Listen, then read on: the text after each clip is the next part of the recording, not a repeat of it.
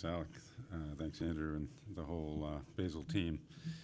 Absolute pleasure to be here. I don't know if you probably don't even know this, but I'm a bit of an Anglophile. I spent a year of college at the University of London. I spent a month in medical school at Hope Hospital in Manchester, and then I spent 6 months in my surgical training at Hammersmith Hospital and Charing Cross Hospital. So indebted to you all for all of that educational experience, and all of that was kind of very influential in my own personal journey. But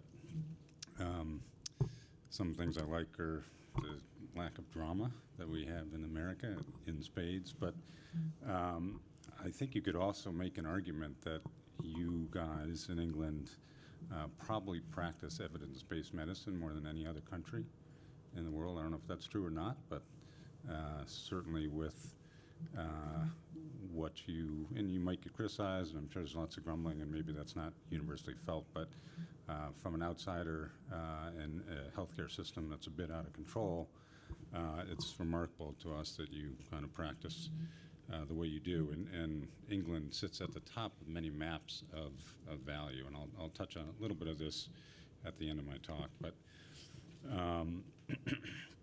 I'm going to spend a few words, as Andrew asked, and to kind of follow up on Alec's discussion about hemodynamics on Wi-Fi. So relatively new, not fully kind of appreciated in America, and I think everyone's kind of getting more used to it. But we thought it might be useful to kind of review some of the highlights of it. And all of these slides, in terms of the segment on Wi-Fi, come from Joe Mills. It was not just Joe Mills that put Wi-Fi together. It was a whole group involved with SVS. But I think it's an important step forward. And I say often, I think it's a really exciting time to be involved in CLI and CLI research. I think for the first time, it's getting a lot of attention. In part, I think in America, that's because the cardiology world has sort of woken up to the legs. So they've spent their whole careers kind of focused on heart attacks and stroke, and they now sort of realize that it's the same disease, just a different body part, different manifestation. And so we are collaborating with them in some huge kind of medical therapy trials that are exciting. I think we all know that there's a lot of work still to do, and we're all looking for many things, and at the top of my list would be kind of real-time assessment of perfusion. So we do an endovascular intervention on the leg, and we can tell in real time whether it's enough or not. Angiosomes, you can kind of debate that back and forth whether there's any value in that discussion, but I think it's a useful discussion. And the guidelines that were alluded to, you may or may not be familiar with those, but that's a huge step forward, as Wi-Fi is, and as all the kind of patient-centered clinical risk algorithms are. For us, what we want to be able to do is have a patient sitting in our clinic with a particular profile, demographic profile, clinical risk profile, and anatomic kind of profile, and be able to predict what their outcomes are going to be based on what we offer them. And that's when we're a long way from that. And both the BEST trial and the BASIL trial, I think, are a huge first step in trying to get us there. So, one of the questions that was asked, why do we need Wi-Fi? Alik kind of alluded to all this, but the classification systems we have are outdated and don't really match the type of patient that we're currently seeing. So the concept of CLI was never even intended to be applied to folks with diabetes, and the systems that we had really fell short. So that was the impetus behind it. Again, you've seen this, but it was at a different time. Our patients now are sicker, and they have more extensive tibial disease. So I don't know if you all agree, but there's a real sense, at least on our side of the Atlantic, that the patients we're seeing often have disease right through the ankle and into the foot in a way that they didn't 10, 15, 20 years ago. And so it's a different patient. So this is kind of a sense that diabetics are unique, and it is important for us to be able to document that a particular patient does or does not have hemodynamic criteria that match what we think they need. So this is not new, but clearly outcomes over time have been correlated with ankle pressures, toe pressures, and TCPO2. So we've been using these same tools, and we're just trying to refine their use. We know that diabetes is a global epidemic that shows no signs of letting up. 70% of lower extremity amputations are in diabetic patients, and according to Joe, every 20 seconds somewhere around the world is being diagnosed with that problem. Again, this gets to what I just mentioned, that the patients do seem to be more evolved than they were in the past. And the Wi-Fi really focuses in a much more detail on the different components that Alik reviewed, but the three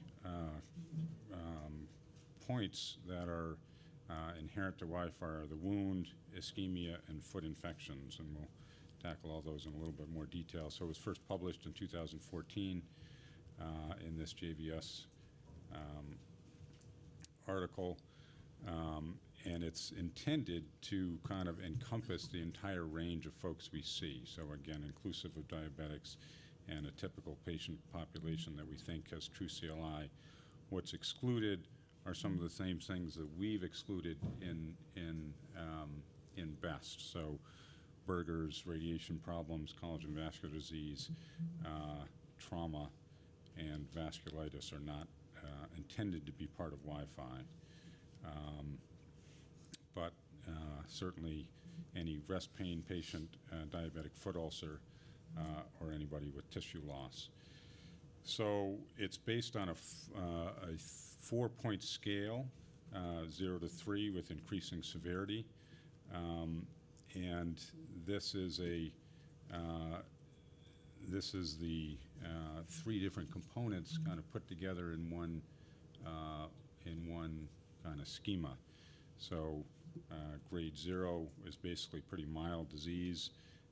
1, you can see the components of wound, the ischemic ABIs and toe pressure measurements, and the degree of foot infections. So taking each in turn, the wound is probably the hardest one to grade, but you can see, hopefully it's inherent what the advance of this is over Rutherford. So Rutherford 6 is supposed to be an unsalvageable foot. Rutherford 5 is this huge basket that encompasses all sorts of things, and this attempts to do far better at kind of delineating the different types of wounds that we typically see.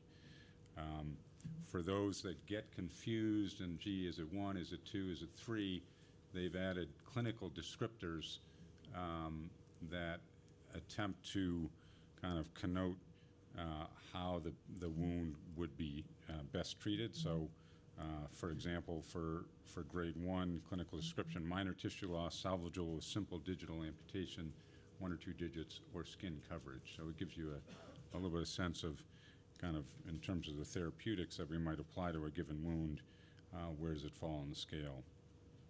And again, this is the descriptors that are part of the system. For ischemia, it's based on ABI and ankle pressure, or TCPO2. And again, just to call, this is part of BEST, this is part of BASIL. At the end of the day, we're hoping to validate Wi-Fi. We're hoping to validate some of the other things that are coming down the pike. But if we can do that, and this is far more successful at predicting outcomes, in my mind anyway, it's a real advance as we try to wrestle with individual patients and not just kind of broad classes of patients. The ischemia grade, again in more detail, pretty straightforward in terms of what the different delineations are. And again, I'm going to move through this relatively quickly, but the last one is infection. And they attempted to incorporate, as you can imagine, there's many, many different grading systems for infection across the surgical world. And they attempted to choose the ones that they thought were the most reliable and the most effective and put it into a relatively simple system. It is confusing. If you try to do this kind of on your own, you can get kind of lost the first couple times you do it, but once you do it, you actually find that it's easier than it seems. Again, this is the same terminology. So the goal is to come up with a system that certainly seems to work pretty well in the world of cancer. So the TNM staging system for cancer, this is attempting to parallel that. 64 different possible combinations when you add the three different components together. There was a Delphi analysis that went on with various experts, and the questions that were asked was, what is the likelihood that a patient would benefit from or require revascularization in order to heal? And those were put into a grid using these different designations, very low, low, moderate, or high. All sorts of different scenarios which were kind of hashed out by individual folks doing the assessment, again with the goal of benefit of revascularization. And based on that exercise, a prediction of one-year amputation rate by Wi-Fi clinical stage was developed. So that was the point, and it came to pass. So I'm only going to go through one example. There is a free app that the SVS supplies. I've actually never used it, but it's pretty easy to use. You just plug in the different components, and it spits out the grade, and it spits out what the risk of amputation rate is. So again, this is a kind of a depiction of the different stages and the different risks of amputation. You can do the same thing through this grid, which is available, so you can kind of plug in your own patient based on the wound, the infection, and the ischemia grade, and get an ultimate answer. So just to close kind of this component, different examples. So this is a grade 1 wound. This is a typical malperforance ulcer, also grade 1. A deeper wound in the midfoot with exposed tendon would be graded to level 2. This extensive ulcer, relatively clean at this point, also is grade 2. And the concept is a bit like cancer. Every time you come back for a visit, you restage them. So that's a very important point that a lot of people get confused at. It allows you to sort of track the status of the wound over time. This is another level 2 wound. Another one pretty extensive. And this is a level 3 Wi-Fi wound. So in summary, it's been applied at a fair number of institutions now, and there's kind of a number of reports that have actually attempted to validate it and seem to be doing this. So these are, there's more than this. This is just a sampling of it. I think there's about 19 studies so far that have looked at Wi-Fi and attempted to see how well it predicts. And you see the different amputation risk at the different stages. So on the bottom with the median, it does seem to track nicely with the different stages. So encouraging that we're on the right track. It's a system that's designed to be tweaked, so as the data comes in, you can go back and kind of modify the different stages, and that will likely be done at some point. But in terms of predicted amputation at the different stages versus observed, very good match, as well as for non-healing of wounds. And same thing with regard to odds ratio of both wound healing and amputation. So it seems like it's a good thing. We're encouraging all of the best investigators to use it. We're excited to see the results at the end of the day, and I know it's a part of BASIL as well. So in just a few remaining minutes, just a couple of thoughts more on BEST to follow up on what Alik said. So we travel around a fair bit. We've been to most of our investigative sites, been to a fair number of meetings, And I can tell you that people have heard of BEST, and they've definitely heard of BASIL, and it's really exciting to be a part of that. Andrew communicated that part of the reason that the trial was allowed to continue was the collaboration with BEST and the anticipated meta-analysis, and our own funders have the exact same interest in BASIL-2 and BASIL-3. BASIL-2 is sort of the real analog, a little bit less so for BASIL-3, but some of our patients will also match BASIL-3. So I think everyone just realizes that there's an absolute dearth. It's a wasteland in terms of high-quality data that's out there, and so people really want to know the results of both trials. So I think it's important for everyone to know that all your hard work is absolutely being paid attention to, and at the end of the day will be valuable. So less so in England than America, but our healthcare is really an explosive one. So $4 billion in terms of the costs to peripheral arterial disease. This was back in 2008. Alan Hirsch. The reports are now it's up to $20 billion for peripheral arterial disease in 2018. Again, can't have a talk on a topic like this without talking about our particular percentage of GDP. I think it's around 18%. I think it's around 6 here in England, but not sustainable. Everyone's talking about value. Certainly insurance companies, our paying system, CMS. This is one pundit, Michael Porter, defines value of dollars spent per health-related outcome. So at the end of the day, that's what it is, and I think Alex said it, but it's really the first, to me, the whole trial is encapsulated in this slide, which first revascularization option has the best value. And Jonas, talked about how he talks about the trial or conceives of the trial in Sweden, but I don't think any of us know the answer to what the first step is. Both treatment options are standard of care, and we are allowed to switch after that first step, but that first step is an important one, as we've heard. So this is a patient that I sometimes show to kind of highlight the state of where we are right now. So this is a patient of mine, 86-year-old.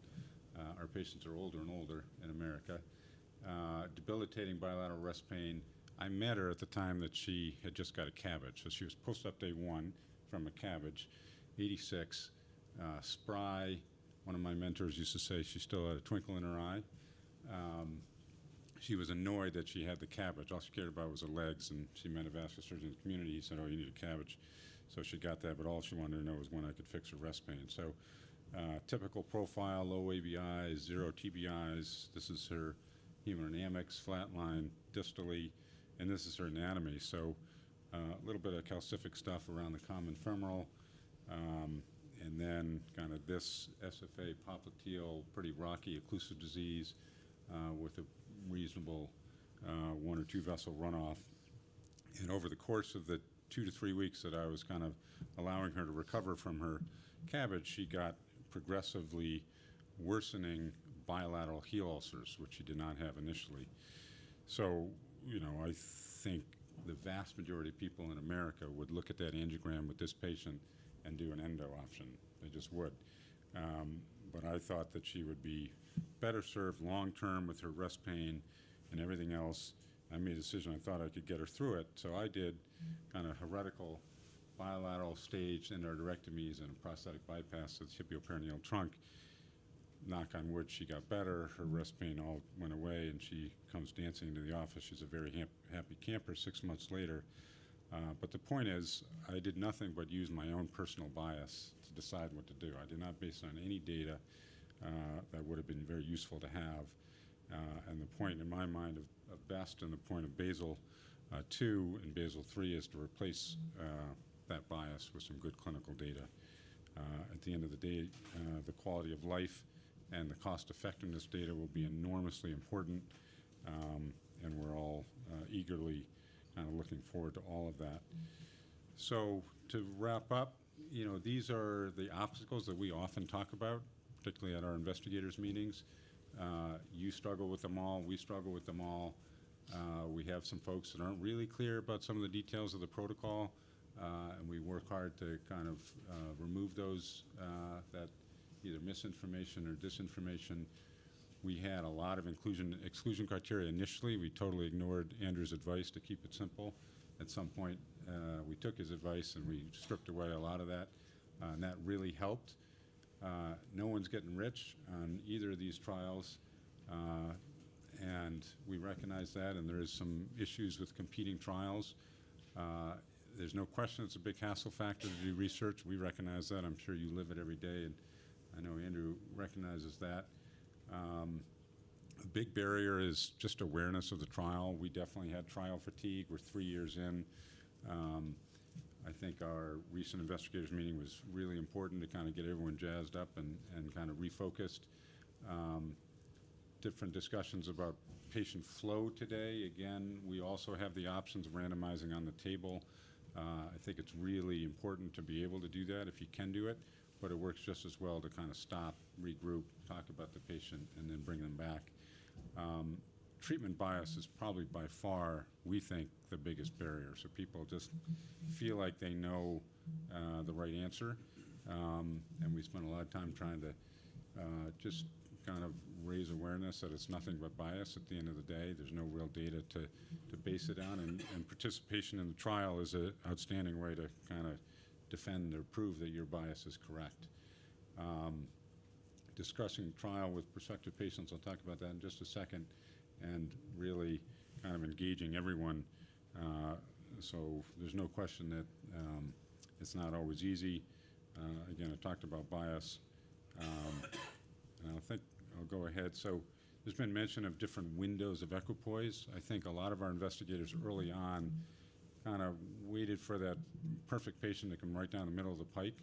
And it took some pushing for them to recognize that, gee, it's not just the kind of low-hanging fruit, but there's a much wider range of folks that we really don't know the answer to. So if you're kind of locked into this pretty narrow window, it's pretty hard to randomize. On the other hand, if you open it up and it gets to the kind of assessment that you did earlier today, which I thought was excellent, and if you open up your mind, and it's almost like a switch goes off. If you do that, it's usually much easier to enroll. And just finally, kind of echoing Jonas's talk, kind of do the exact same thing. So you have a patient, and this came from some of our investigators that kind of put this whole dialogue together, but can't stress enough that I think that's a really effective way to do it. So if I'm having a patient in my clinic or an inpatient, I will say, you have a problem, you need more blood flow. There's two different options. We figured it out for the most part all around the body, so in the heart, in the kidney arteries, in the neck. We sort of feel like we know what the best option is, but the legs is just an area that we haven't figured it out yet. The two options that we have are both absolute gold standards. We use them all the time. We just don't know what's the best strategy as the first step. And if you need more information, I need more information on your particular anatomy. As I get that information, if you have anatomy that I think absolutely should be treated with an endovascular option, that's what I'm going to do. I'm not going to put you in the trial. If you have an anatomy that's absolutely best suited for surgery, that's what we're going to do. But if you're in this kind of middle range where I think either will be effective with your consent or with your approval, I'm going to put you into the trial and tack on kind of the altruistic component, why someone might want to do this. And also the fact that, if at any point the strategy doesn't seem to be working, we're going to shift gears and move to the other therapy. And that kind of presentation seems like it is the most effective. It certainly doesn't work on everyone, but that's what we typically do. So definitely going to stop there. It's a long haul, but we all think the end result will be worth it. So thanks very much.